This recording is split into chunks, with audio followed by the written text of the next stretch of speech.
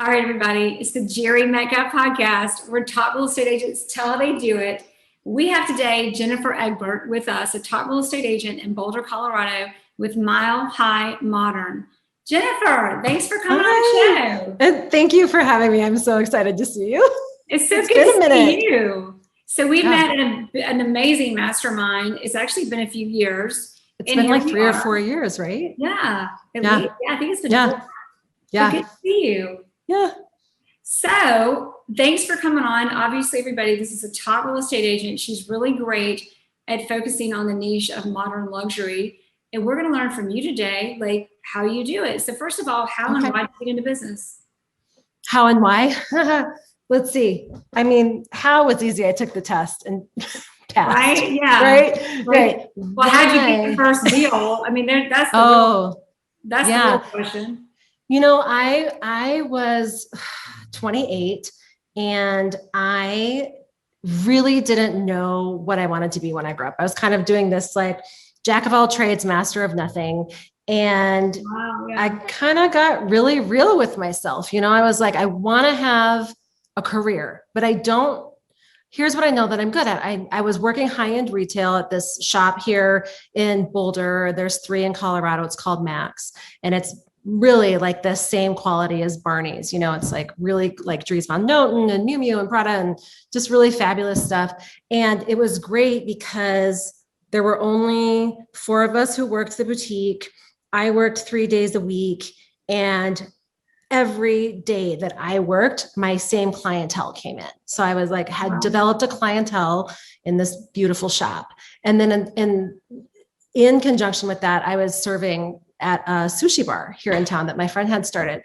And I, same thing, my lunches, it was the same thing. I would have the same tables, which I thought was so weird, but like every Tuesday and Thursday, the same people came and sat in my section. And I was like, this is so weird. Like, why are you guys here all the time? They're like, we love you. I'm like, oh, okay, that's kind of amazing. So I could kind of count on that, you know, the tips or the commission that I was making at the shop. The shop doesn't do commission anymore, but I do remember I have a girlfriend. She's still in real estate here. And she at that time was the executive assistant to one of the managing brokers here in Boulder. And I mean, we were only like 27 or 28 at the time. And she had a job and she had bought a house and an apartment and, you know, had a car, all these things, right? Like she was really self-sufficient. And I was like, you know, so I asked her about it. I was like, and, you know, we all have that experience when our friend comes to us and is like, so tell me about real estate. And you're like, oh my God. Yeah. So, but we had the conversation. You don't know what you're asking me. You have no clue what you're getting into. Yeah. Exactly. And so I remember that conversation. I was sitting in the parking lot in my car at the time. And I just said, you know, do you like it? And she's like, well, it's hard. And, you know, but I feel like it's like giving me a living, and there's stuff that I look forward to doing, and it's different every day. And so I kind of knew I was already going to do it. I don't usually ask people about their opinions about it. I kind of just jump off the cliff and figure it out later. Yeah. And so I got my license, and I worked in that boutique until I was making more per hour in real estate than I was at the job. And so that took about, I think it was like 8 months. And I remember the day that I was sitting there, and it was a really slow Sunday, and none of our clients it must have been a snow, you know, like a spring snowstorm or something. And I was like, this is stupid. I could be like out selling a house and make 5 figures, 5, 6 figures, you know what I mean? And so that was like, that was the moment for me. Yeah. Yeah. So that was, you know, it feels like a lifetime. That was obviously last year because you were 27 or 28. Right. Or 20 years ago, something like that. That's right for you, because you actually do look great. Thank you. So, sunscreen works. Doesn't it? That, and, you know, good facial. I mean, like, right? And a facial and all the other things. We're not talking about real estate anymore. We're going to talk about the best. We're going to talk about beauty and aging gracefully. Right. That's also important, by the way, for being successful. But what for you, like, we might even get into that, but I don't want to get off track of the story, because So you're in retail, you're in boutiques. Obviously, you're already great at sales. You're great with people. Mhm. Frankly, just say that you were able to do both jobs transition. And at 8 months, you were already ready to go. I mean, most people, what is the rule of thumb is 2 years. What do you think gave you, would you say you took off quickly? It sounds like you did. And how and why? It's so interesting. So that was 2002. And I don't know if you remember that. Were you practicing then? Were you doing real estate then? I was new, actually. Okay, same. Right. So remember where people, like the people who had been around for a while, they're like, email. I'm not going to do email. I'm going to call people. I'm like, fine. You call people. Whoa. I'm going to email them. And then they were like, a website? Why would I do a website? And I'm like, fine, I'll do a website. So I really came in embracing technology in 2002. And so I think I had one of the first websites. It was, it actually like captured leads so that you could start like prospecting, those kind of things. Easy to do. Yeah. Yes, totally. And I remember, and I was at a brokerage at that point that was very good for new agents, where we had a really robust education course on the back end. And they've written a book. We've all read the book, The Millionaire Real Estate Agent. Yeah. And I remember sitting there one day, kind of twiddling my thumbs, like hanging out at the office. And I was like, they read a whole book, or they wrote a whole book about it. I should probably read the book. And then real simple stuff. I actually read that book and some of it backfired, but that's not the point. We'll keep going. Yeah. So, I mean, it was like, it really was about like setting up systems. And I am definitely the quintessential salesperson, where you're like this. And if you don't have those systems in place, you kind of don't get anything done. And so that was big for me. Yeah. Keep going. And And then so that was 2002, and I got Rookie of the Year in 2003. And so it was cool. I knew you had it. I was like, am I missing something? But that sounds like a really good start. It was a good start. And it definitely like makes you stand out. We were a smaller town then. We're still a small town, but it was just like, I think a lot of people at that time were wondering why I had so much exposure, and it was because of the internet, and people were starting to get on the internet, that kind of stuff. I mean, just being ahead of the curve is what I hear. Just being different. Yeah. Yeah. And that also, being on email and having a website and the work does is quite substantial value. Yeah. So that's your start. How has your career transitioned? What have you learned? What got you to where you are today? So a few things. I think up front, like really just being a good student, which I'm never a good student, but being a good student in the beginning and implementing systems right away, even though I found them to be tedious, they were so simple to implement. Right. Yeah. And then I had switched brokerages to a smaller boutique luxury brokerage. And I got pregnant, and the recession had hit. So it was like around then. Yeah. Like all of these things, right? Yeah. Because that's exactly. And that's the same thing that happened to you. Exactly. Same brokerage, same recession period, having my first baby. Crazy. And remember that you're sitting there, you're like, what do I do? Like, how old are your kids now? She's 10 and a half. She'll be 11. Mine are 9 and 11. Yeah. You were just like busy during that time. It was hardcore. And I remember sitting there and I was like, and I truly believe this, like can I swear here? Please. Okay. When the shit hits fan, is the best time to like grab whatever by the reins and like do a whole bunch of reevaluating. And I am so good in a stressful situation, right? Like even last year, I spent all the hours on the phone checking in on the people in my life that I care about, right? And so at this point, I think that, go ahead, sorry. So I'm going to summarize this because I can see like the transitions and the stages of your career. You're new, but you're connected. You've got the job. You're a hard worker. You've got ethics, a work ethic, obviously ethics too, but a good work ethic. And then you come in and you go, okay, I'm going to implement some systems. Now, let's talk about that for a minute. Sure. Because a lot of people hear about systems, but I don't think people really know what that means or how to really like, okay, or is it super complicated or something? Right. So what did your systems look like to get you going? And then let's talk about that now too. But what do you, when you say systems, I think there's so many different ways of seeing and thinking about that.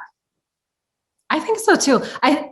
Well, maybe, because if you look at all the coaching programs, there's a common theme, right? But here's what I did. I took before the recession. So before all that, before I had switched brokerages, I remember sitting in my office and I was like, I need something more. Like I need some continuing education. Cause in real estate, we don't get any of that. Nobody tells you how to do your job. You literally create your career and you create everything around you. Like nobody is saying, Jere, this is what you do on Mondays from 8 to 9. But isn't it interesting how nobody tells you how to do it, but there's things that you really should know how to do. The only things being taught out there are how to cold call, which is that's an exaggeration. And they don't even teach you. They just call people. Right. Yeah. But just to what you're saying. So what did you do? How did you figure it out? So I took the Ninja installation, which is which is incredible. So that's Ninja today, right? Yeah. Ninja selling. But that was Ninja 17 years ago. Yes. Oh, I've been doing Ninja for 17 years. So talk about ahead of the curve. She's got the website, she's got the emails going, and now she's in Ninja 20 years before everybody else is. Now, Yep. No, and it was like, I remember sitting in that classroom, like I had taken a couple of the other classes that were provided by the office. And I was like, oh my God, there's so much bravado here, the yellow jacket or the red jacket or whatever it is. And I'm like, not me. Went and took the Ninja installation and I was blown away. It was by far the most sophisticated continuing education course I'd ever taken in real estate. And I continue to audit it to this day. I love the program. What was your biggest transformation from that? You went into it thinking about the business this way and you came out going, oh, wait a minute. I really love that Larry Kendall and Jim Dunlap touched on the fact that there's a philosophical difference in each person.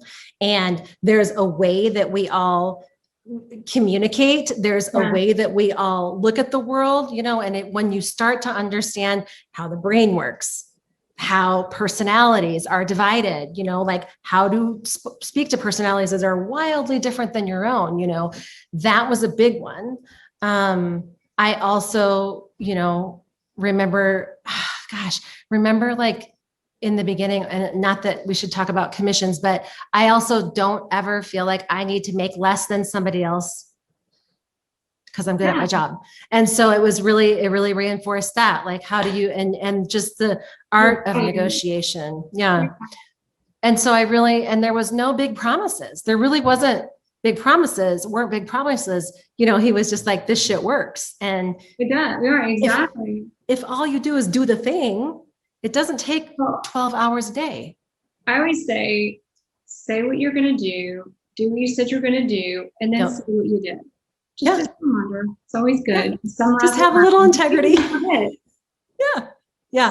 So back then you're an agent, you're organized, you've got it going on. Obviously you built a CRM out quickly, correct me if you didn't. But then transitioning, we're almost 20 years later. Mm-hmm. What is your life? What is your career? What are your systems? What is your support? What is your team? What does that look like today? Okay. So my team, I'm the only salesperson. I usually have an executive assistant in place.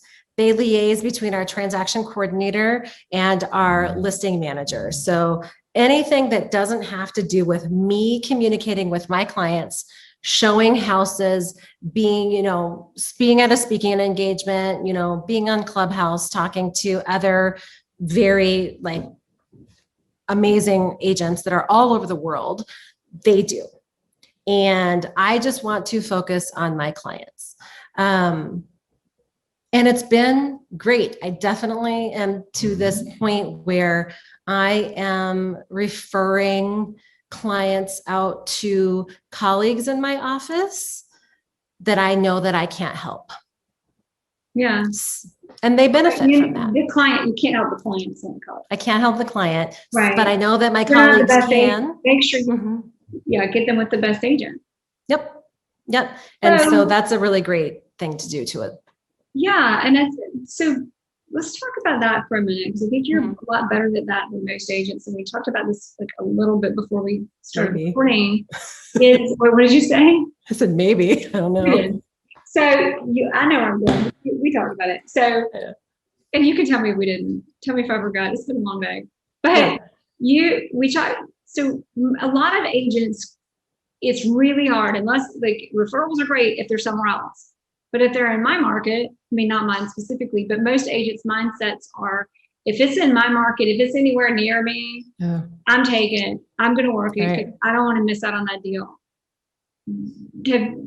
Obviously, you don't think that way. How did you get around that? How do you know the difference? And what point in your career? Because back to the book we read, there's a point in your career when you're new that you take deals to learn. Just learn and partner with people, by the way, who can help you along the way, and then that evolves. What's your? Some people I don't think ever let go, but the ones I think that don't are usually the ones that also don't make it big.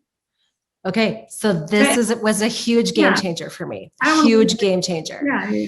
So when I think it must have been like I had the baby. So it must have been about 2010. Okay, because that's when she was born. Because I'm interviewing myself now. I swear, everybody. Like, I need to remember you a lot today too, which is ridiculous because you literally like have my life. I swear. It's crazy. I had the baby. Just go. We're gonna have to edit this or something. We're not editing it. I know. Wait, I will tell you. It's whatever. It's whatever this is. I'm Googling when was Hurricane Sandy. Whenever it was Hurricane Sandy. Hold on. I will tell you the year. Okay. And the day and where I was. So it was in 2012.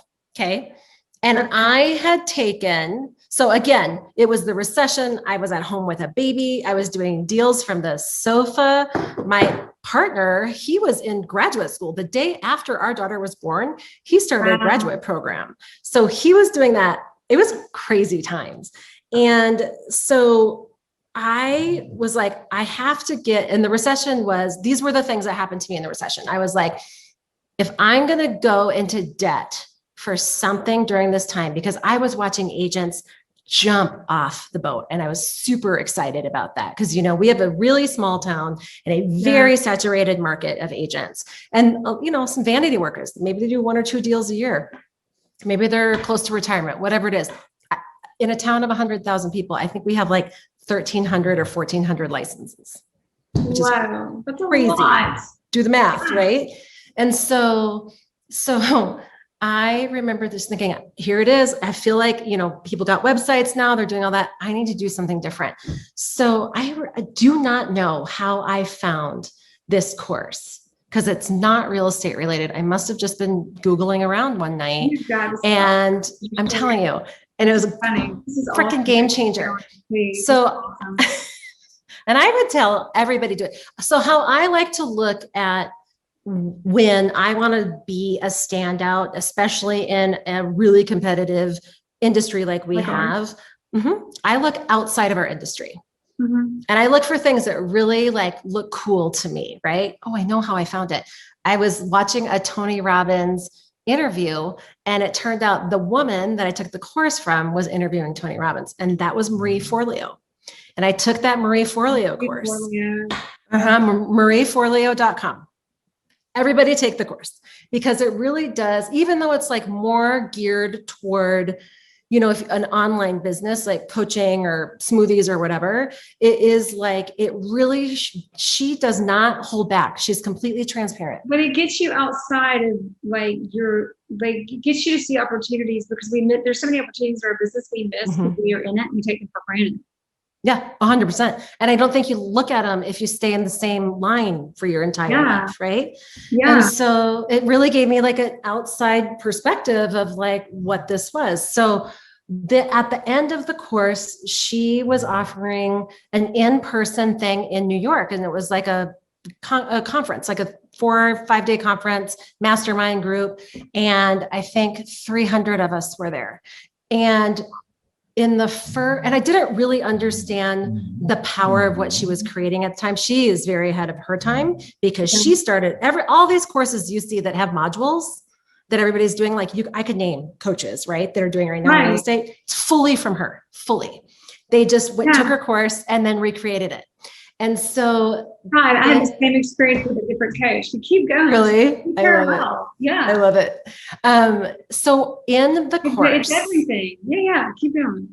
Oh yeah. Go ahead. No, you go. I'm just so fascinated with your story. This is so awesome. So you're taking the course and so I'm in New York, and it is that we knew a hurricane was coming. We were doing this. Oh, it was beautiful. We were at the Donna Karan loft over in Greenwich Village is where they had it. And this woman got up, and her name was Sally Hogshead. And I freaking adore this woman. So she kind of the same story as me. She was like, my sister was an Olympian. My brother is a world-renowned physicist, and I wasn't doing shit. And I didn't know what to do. I mean, she was downplaying how intelligent she is. So she created this personality test that I always tell everybody, like anybody that I'm mentoring, I'm like, please take this. This will tell you so much because it changed my life. Wow. And the test is called How to Fascinate. So howtofascinate.com. This is it's so good. Have you done it? Yeah, but I don't remember. But I remember like all of this. I swear, like parallel lives here. It's so my results were, I was the trendsetter with a high level of prestige, a high level of rebellion, and a low level of alarm. And so then when we were done, she goes, okay, I have 2 questions. And she goes, which ones of you got trendsetter? And out of 300 people, I think 7 of us raised our hand. Wow. And she said, that is par for the course. You guys are like, there's 4% of you. Now, what is the word that you would use to describe yourself to people? And she called on me, and I was like, well, I'm a weirdo. I'm totally a weirdo. You say it with pride too. That's what I love. Like, oh yeah. Well, and I spent a lot of time like probably insisting that I be sitting at the table, right? Like as a woman, but like always getting this look, like always. So I was like, fuck, I don't know. People just think I'm weird, whatever. Maybe what I'm saying is like not valid or whatever. And she goes, here's the deal. And it, but you need to hear it. And she goes, you see things at least 3 years out. So when you are explaining things to people, they're not like you. They're not looking forward. A lot of people are like right here, and it's not anything bad. It's probably really great for them because I'm like floating out here in the ethers. But like, she was like, so you've got to understand, go with your fucking gut, like go with it. Do the thing that you're talking about right now. I can guarantee you in 5 years, people will catch up to you, but then you'll already have pivoted anyway. And I'm not kidding you. That was the game changer for me. Like game changer. I was like, oh, then I only want to work with like people who are into modern architecture. We didn't even have a modern architecture inventory in Boulder, really. We had some cool old mid-century, like Charles Hartling and stuff. Wow. So first of all, everybody, we have a fortune teller on the show today. Right.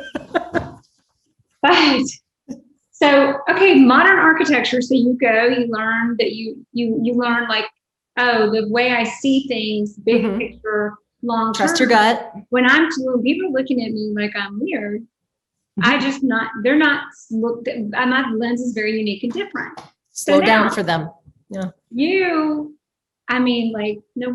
What a fun world. But you now are going, okay, I'm just going to go with my gut and specialize in modern architecture, even though there really was none in Boulder. So how did that come? How did that transform? Yeah. So I came in the recession. When nothing was selling. Like she's crazy. Nothing was selling. Yeah. Weirdo and crazy, but she's a fortune teller. So I mean, and that was a huge game changer, right? So then I came home and I said, okay, I'm going into debt for 2 things, branding. Awesome. Yeah. And social media marketing. And I said, if I never sell a house again and I've gone into debt for this, I don't care. Like, why wouldn't I go into social media marketing? And actually that was it. The social media thing, I think, was 2009, maybe. So it was really, well, go ahead. So it was branding. Yeah, hand in hand branding. So I came home, I reached out, my friends own a company here called Anthem Branding. And I reached out to them. I wish I had a packet. It's evergreen. It still looks freaking amazing. It's stunning. Like, it's so pretty. Mm-hmm. So, I mean, that's 10 years, 11 years ago. Yeah. And so it was, I rebranded. I did, like, if you look at, if you go to the Ninja Selling website, they have their pre-listing packet, and I just rebranded it to be mine and created this. I actually had a really high intensity client, and she kept asking me questions. So if you go to my resources page on my website at jenniferegbert.com, you can see the map, and it's a PDF, and you can print it up, and it creates a little booklet, and then you can take notes in it. But it outlines like all the specific little micro markets in Boulder. And then it also has where all the coffee shops are, all the organic grocery stores, because that's a thing here. We're a big foodie town. And then all the public and private schools. So it was like, you can get in there and see where all the little, and then you can do your own research about the schools, right? Like, I don't have to, I mean, I'm never going to answer a question about schools. But yeah. It's amazing. Yeah. Jennifer, and so, everybody. Yep. And the resources page is good. I have a buyer questionnaire in there that I send out to every single buyer that I got from Ninja. And it's so great, because then it immediately can go to my support team and they can put it into my database, and I know who people are and I don't forget about them. Exactly. And when they call you, you pull it up. Mm-hmm. Yep. And I'm reminded, because, I don't think people understand that we take like all these. Right. Einstein, this woman is unbelievable. Well, I have ADHD, and if for anybody out there who has ADHD, that you start to create tools for yourself so that you can get by. You have to. You have to. I can relate, because if you don't, all of a sudden there are things, and you can't figure out what to do first. It's impossible. It's like there's a gift. Sorry, everybody. It's okay. My phone's off. Excuse me. But there's, it's a gift and a curse. It's a gift and a curse to have it, because you actually just have to get organized to figure it out, or you'll drown in all of your thoughts, ideas, and 1,000 things coming at you at once. Would you say that what would you add to that? I call, the voices, the voices. Oh, that's not ADD. I'm kidding. All the thoughts. All the time. Oh, I love her. I'm telling you, I got medicated this year after our daughter was diagnosed. And it has been, that's a game changer too. Yeah. You can get medicated even in your 40s, and it's a dream. Well, think about this, because most people, what's the difference? Here we go, sidetracking from eating to medications. But right. What's the difference in, like, if you had it when you were a kid? Because we didn't get diagnosed as kids versus I was stupid, right? What's that? I was stupid. Yeah. High potential. I had high potential. I was very articulate. Yeah. Right. And I take a standardized test to save my life. You might be medicated, but you still got to it hasn't taken away any of the. Well, it doesn't take away your personality anymore, right? Because it's not like I think when we went to college, it was Ritalin and Ritalin, and then Adderall, which I think people take as a drug. And then I'm on just a time release. So it's a time release. And when you actually have ADHD, it is wild how things change. One thought in my head at a time. How nice. Finishing the task. Yeah. Basic things that neurotypical people have. I get experiencing for the first time. Right? No, I can relate. Believe me. Right? Parallel again. I can completely relate, because your mind gets quiet, and it never did that your whole life. Your whole life. Wow. Like, oh, and then, you know, It like, also takes away anxiety because the peace. and that has stopped like heart palpitations, which are anxiety driven, that I discovered during 2020. Wow. Mm-hmm. Interesting. Mm-hmm. But I mean, my daughter is like the model ADHD. She's like, if she's not taking her thing, she's like tisking and humming and stuttering. My mother can't get out of her car. Oh, yeah. Like it's, you know how they call it the false leaving or whatever. Right. It's like, oh, and then I forgot this. Oh, and then I forgot okay, that. So, Yeah. Well, we digress. We digress. I do that. It's because here we are together, like reinforcing the ADD thing. But totally. And it's like the end of the dosage. Right.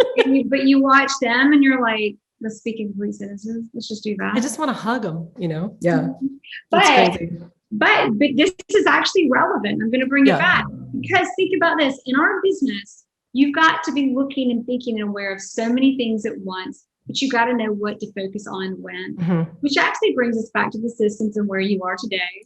And what you're doing. So we did talk about like bringing it back a little bit on focusing on your niche, because you said, you know what, I'm going to refer out what I'm not good for, take what I'm the best at. And some of that, just to rephrase for everybody to get us on track, is that it came from a workshop outside of what you did to teach you to hone in, focus on what you do. You learned about your personality, you learned about how you think differently. You applied that.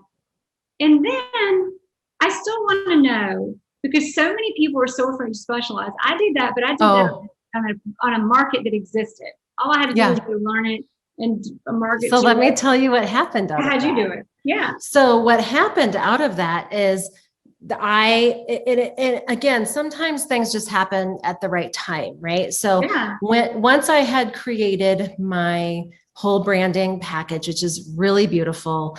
They're now dear friends and clients, but they had moved into Boulder. I had not done print ad. I didn't like print ad. It wasn't good, but this was a lifestyle magazine. And so I took out a full page ad. How long ago was this? 10 years ago, maybe? Okay. So 10 years ago, you did the branding. Now you're doing the print. I mean, you were going all out. So our website didn't exist yet. Amazing. There was some good old mid-century and some like modern, but there were a few things. So then, so I did this full page ad, and it was and the reason why I did it is because I was marketing to luxury sellers and buyers, and a lifestyle magazine fully supports that. And so it is a beautiful ad. It's minimalistic, and it was the only one of its kind. Now the whole magazine looks like that. It's hilarious. But that was the one thing I did. Facebook bought Instagram for $4 billion, and I started my Instagram page. And I have done tens of millions, of almost $100 million in sales from people who found me on Instagram. Oh, wow. Okay. Nobody does that. So what's the difference between you and everybody else with an Instagram account? Niche marketing. Like, I know my niche. Well, so do a lot of people, or they think they do. How do you properly market your niche? So hashtags are super important. Being absolutely 100% in alignment with what our brand is. So I do have a social media marketing team that I hired years ago, Sunnyside Social Media. They're incredible. They work, I mean, I never have to see them in person, so people can hire them. And like they write my blog, which the SEO on our website is ridiculous. The Sunnyside Social Media, do they do your SEO as well? Mm-hmm. Now that's going to be expensive. It's, it's worth it. I mean, I'm not missing the money. I'm making more, so it's you have to spend money on marketing in real estate. If you don't, you're just ripping your clients off. You know what I mean? Yeah. You know this. And so they write my blog, they run all our social media. We meet and we go over what we're going to do. And did y'all meet online or do you meet in person? Online. So you meet, you talk about what you're going to do, And now, because really, like, their social media company, so you've had a branding person, you've got a social media company, but how does a social media company stay on par with the branding? How do you know? Do you have, is that you? Because I've been very clear about it. They know who we are. I mean, the thing that I liked, and for anybody who has a social media team already, as soon as they figure out your voice, you know, like I have close friends who are like, I had no idea you didn't write that. Cause they even get my humor, they get my edge, you know, that kind of stuff, which is really great. Yeah. I do. So it's the consistent thing, right? Like the consistency of being in front of your clientele. So there's the marketing aspect of it, but then as you and I both know, you actually have to talk to your clients. Yeah. So really making sure, right? And I think a lot of agents are afraid of that. Good agents aren't. They know what they do, or the old school guys who started out before the internet, I think are great at calls, you know, but like I am making sure that every day I am reaching out to people. That's great. So basically it's good habits, good systems. And what I really hear is like knowing who you are and knowing who your client is and knowing how to showcase that value. Yeah. I mean, and that has given me the opportunity to say no when I know it's not a good fit. And that helps. That's huge. Yeah. What would be like, I would love to hear if there was a moment in your career besides being a fortune teller and where you were like, you had something, a lot of times the shit has to hit the fan, like you said, shit hit the fan for you to go to this workshop and figure it out. Was there a moment where the shit hit the fan and you were just like, I can't, this is a mistake, I can't do this? Was there anything that was just, where was the pain point that shifted you? For real estate specifically, like the career? Yeah. I do it the way you do now. The way that my brain, like my thinking works, I'm an optimist by nature. So it's never been like, I mean, we've all had those people who are like, oh my God, if this fucker calls me at 11 o'clock again, like I'm in bed, I'm asleep. Like, of course I'm asleep, like whatever. But it's the way my mind works more is that I'm competitive, right? Like I like my numbers. I love looking at my numbers. I like seeing what I'm achieving, those kind of things. And then I think that it's just, I want to be in the front of the pack. That has really been the thing that has motivated me the most. There hasn't been anything ever in this career where I've wanted to quit. Like ever. Wow. Because I think, frankly, most agents have those moments. They just do. I'm scrappy, I'm scrappy. Like I'm a fighter for sure. So it's like, and I do think, I mean, that's why, what is it? The attrition rate is really high, right? Yeah. Wow. Yeah. So I think that you were doing what you were meant to do. Would you say that? Or what were you meant to do? I don't know. I think. Or you're just scrapping? No. This is maybe the second thing. Like I do have a girlfriend who moved to New York when we were 26, we were housemates here. And she's like, just come with me. Like you have nothing to lose. And it's true. I should have gone then. And she was like, if you would have moved to New York, you would own the biggest PR firm. How old were you? I'm 48. So when was I 26? I'm bad at math. No, I could have gone to New York when everybody doesn't need to know my story, but it's blowing my mind. I had the same I had a similar opportunity when I was about 25. Yeah, I think, it was like 1998. I should have gone. We were supposed to move to New York together and be friends, but instead of real estate agents became friends. Do you know what I always say? Maria Babayev, she's like a dear friend of mine, but we're always like, thank God we didn't meet in our 20s. Like it would have been bad. We would have so much. Right. So maybe it was just that we were meant to meet as adults. Yeah. So here's something else I'm going to point out, because Kevin Brown said a long time ago from New York with Nikki Field. He said, most people, when you ask them their secret superpower, they don't know what it is because it's their secret superpower. They take it. I know mine. Yours is you never take the joy. You never lose the joy in what you do. Yeah, I don't know if that's my superpower. I think it's just a natural thing. I'm an optimist. But here's how it's your superpower. Have you read the book? So we know Jeff Wilson, common friend. Oh yeah. He recommended the book Essentialism on the show. I'm writing it. I'm getting through it slowly because I try to read too many books at once. But in there, Essentialism. And in there, didn't he say he had just started reading it when you were interviewing him? No, he had just finished it. Oh, okay. Right. I just started reading it. But in there, it talks about one of the things in what's essential in being really successful is to never always have fun, like never lose that. Most people lose that. They get super serious and focused and, or it's how we're raised, right? But here's the point. It's not even because it's good to have fun. It's because it taps into, remember how you said before, I always see things differently. I always see things ahead. Well, there are all these studies and other serious people who did, or maybe they weren't so serious, who figured out that when you keep that playful, have fun way about you in working, you also are more successful and better than anybody else at seeing opportunities and navigating through challenges, i.e., bam. All right, I'll take it. Because Kevin's like, when you tell people their secret superpower, they never think it's their secret superpower because they take it for granted.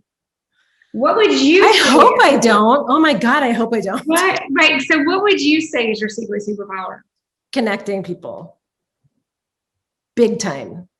I am like a huge connector. Huge. And that feels a little bit more like ethereal to me. Like I'll get a hit. Yeah, it's good because tell us a little bit about connecting people.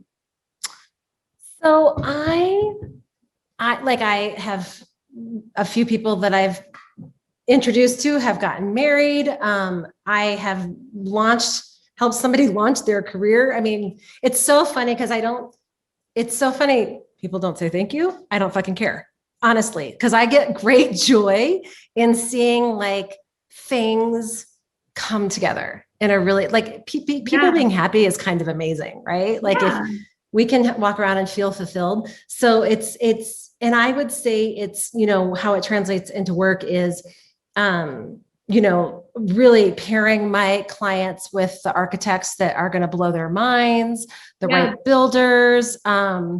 Again, like even if I am sitting there, so I am really clear about who my ideal customer avatar is. And so when I'm sitting there interviewing, it's an avatar too. Nobody does that. Oh, it is. Yeah. It's an avatar. It's like it's an avatar. Exactly who they are. So now up and down, inside and out. Yeah. And we're gonna go for about like the goal. Like you and I both need to be done in like 18 minutes. Okay. We're gonna go for 15. But avatar. But in addition to that, like your secret superpower is connecting people. And in connecting people, what has that done for your career? I mean, I would have to project a little, right? Because it's not like everybody is like, oh, because you did this, and thank you, and blah, blah, blah. Yeah. So it's more about, I think it really nails down to the people who are in my sphere, who know, like, and love me, right? And like respect me. That's it. Like they have somebody was like, I hate that word, trusted advisor. I love it. Like I have always wanted my clientele I've always wanted to be their trusted advisor, right? Yeah. So that they come, maybe it's my control freak, I don't know, but it's like, they come to me for all the things, painters. I mean, it's the weirdest stuff too. It's like beyond real estate stuff. And so like where to travel, like, they know that I'm connected that way and people can see that I'm connected out in the world. Yeah. And so I think it's like, I don't know, so I think that what it's done for my career, well, I know like that because I know like who that ideal customer avatar is, and because I'm so good at connecting, it's brought people to me that I didn't go out and look for, if that makes sense. But we've partnered many times over. Yeah. That's exactly what it does. I mean, like working or not, it pulls the right people into your sphere. It pulls them inside when they're coming to you and you're putting people together. It creates that momentum for business as opposed to, I always say, the best way to get people to run away from you is to chase them in any scenario. Yeah. And I'm a bad chaser anyway. Exactly. So avatar, what's your, if you had to say your avatar, who's your avatar? I mean, it's a whole notebook. It's like takes like 3 weeks to do. So my ideal customer avatar, it's funny because I created them, right? Like if I look at the old one that I did in 2010, I created them. So they are a lot of tech entrepreneur, generational wealth. They are very much into modern architecture and design. They love art. They've got an edge.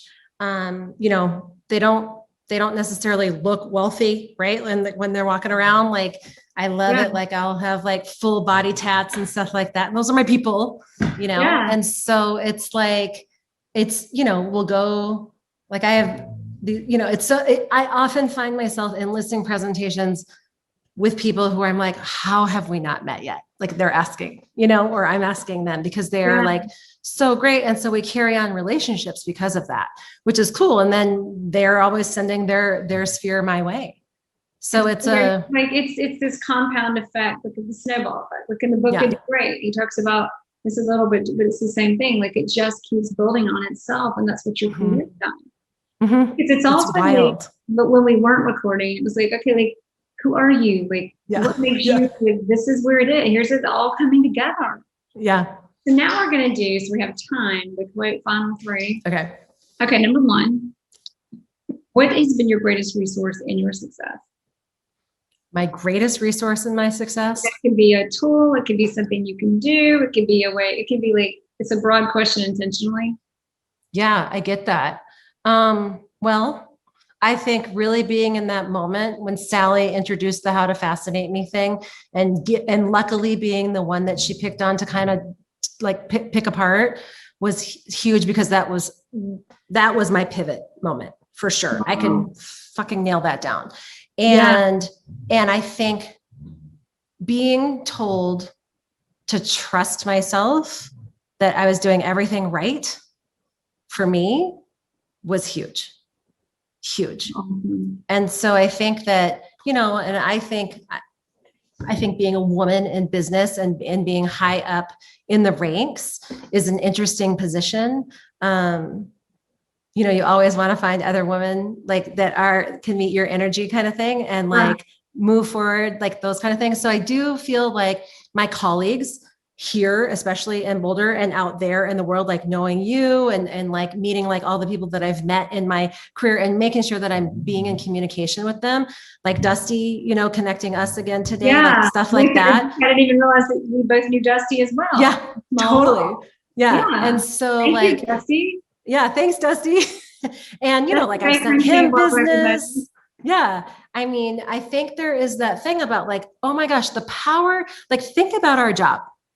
Think about the people that we meet that we never, ever would have met otherwise. No kidding. Right? Yeah. We never would have met these people. The world, there's a whole world out there you don't know about. And the level of intimacy we have with other people's lives and how they think. And like, you don't even know the bubble that you're in. Yep. And I think you the privilege to like an opportunity to like break through that. And I will say this. Yeah. The power of connection. And when realtors can get over ourselves and understand that we are colleagues and not competition. Oh yeah. Like, it's huge.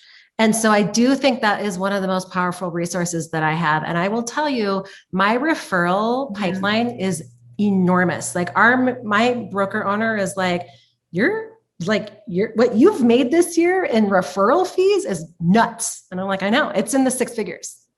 That's amazing. And so that's how I see our industry is like, oh my God, you guys, like quit fucking beating up on each other and like gang together and understand that like we are here, we are handling some of people's largest assets, right? I wouldn't say like in my clients, they're not anymore because they'll have several multi-million-dollar homes and those kind of things. But when you get the opportunity to help somebody who's a new buyer and it's a lovely moment, like, cause they're so appreciative and happy and you're watching them grow into their space. Like, I love that.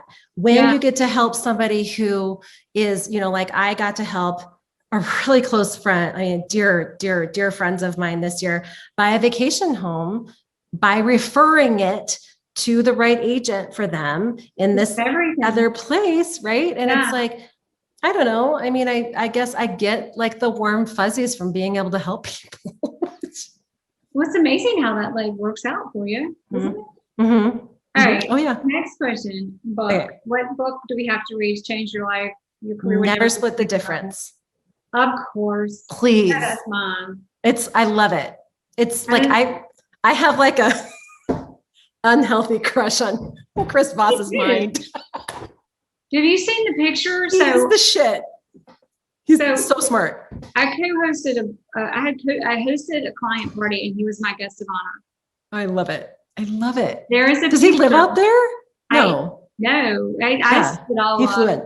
Right. Well, I worked it all out. I worked really hard at this, but I love it. At the party, I interviewed him. It was the best interview I've ever done. It wasn't recorded. The one on the show, he's on the show, but he's going to be on the show again. He is the coolest motherfucker ever. Yeah, he is. So there's a picture of me and I'm like this, like after the interview, and I'm like obsessed, and my husband's standing back there like, it's like what? Funny. I have to see if I can share it. Because it's like my husband's there and I'm just like, right? He is. I'm telling you. Changed my life. It's great. I mean, literally. And I have handed that book, and this is for anybody if you have non-realtors watching this. Like my sister was negotiating, she was starting a tech company, and I sent her the book. I mean, you can use everything verbatim and come out on top, or have things go the way that you want them to go. It's amazing. Yeah. You're like, this isn't going to work, but this is so bad. It can't get worse. And then you do it. So good. It's like literally 3 words and a lot of self-discipline. And you're like, oh my God. I have like the 4 ways to say no in my notes. Yeah. Wait, say that again. I have the 5 ways to say no in my notes. Like on my phone. I don't even have that. Constantly. But I'll find it. You got to send that to me. Yeah, it's so good. I've got to negotiate. I don't know if I made it or I got it from him, but I have a negotiating appendix where it's all written out before we have any major negotiation, everything to think about and ask yourself. Yep. Wow. And when you do it before you negotiate, it really like gets you to take yourself out of it, calm down, have some empathy, and realize rather than going in being defensive and attacking and trying to get like the word, the least bad, you find like a really awesome opportunity. Yeah. It's an incredible book. He's really smart. So what is I get all excited. Mm-hmm. That's where we're like soulmates or something here. For you, like what was you read that book, give us like your biggest takeaway and your transformation from that book and what you got out of it? I mean, really it was the 5 ways to say no. Oh, and the other thing that I love about the book is how he talks about how we're all addicted to the word yes and getting a yes. Counterfeit, yes. Yep. And so that was the other thing too, where it was like, I often find myself asking my colleagues, have your clients given up on this project? But I thought those were so easy and so good. And you don't sound cheesy asking them. They're just really kind of little quips like, well, how am I supposed to do that? And there's always different versions of saying that too, or they don't know what you're saying in case they read it. I know. Right. Okay. Now, I love that. Chris Voss, never split the difference. Last question. If there's one thing that you hope we remember from this interview, if we forget everything else, what is it? There's a couple. I would say, okay, well, the big one is I would say collaborate with your colleagues. Like understand that your colleagues can be your biggest asset, and that's huge. And so get to know them. The other thing I would say that we really didn't talk about is like really keeping up with your database. I guess we did a little bit, but like really, really, I think it's really important to categorize your database. Mine is an A, B, C's, and D's. D's go out. And then I also have my sphere of influence and then luxury agents. And so that is, I think, understanding, it goes back to collaborating with other agents, but like really understanding that your colleagues are your biggest asset. And we are so deeply connected anymore in such an easy way that if you could add, like I added 10 years ago into my business plan that I would have a referral business as well. And it's showing up in 6 figures this year. That, you know what that tells me? that when I'm 60, I can back off of sales if I choose to and still make a hefty amount of money. So I think that, collaborate with your colleagues.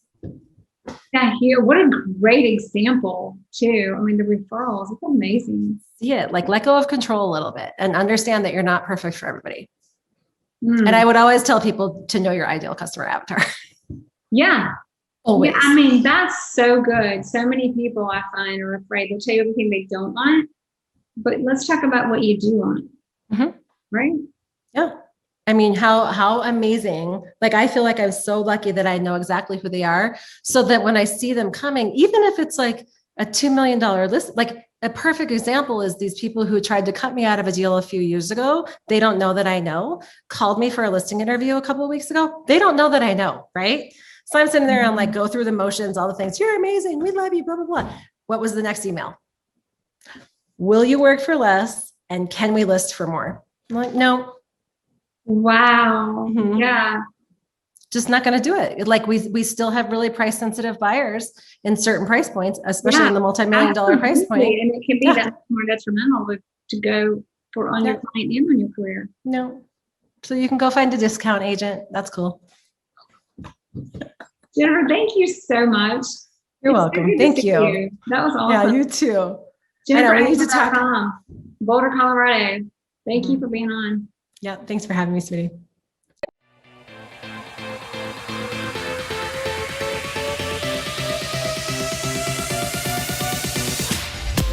Thanks for listening to the Jere Metcalf Podcast, where top real estate agents tell how they do it.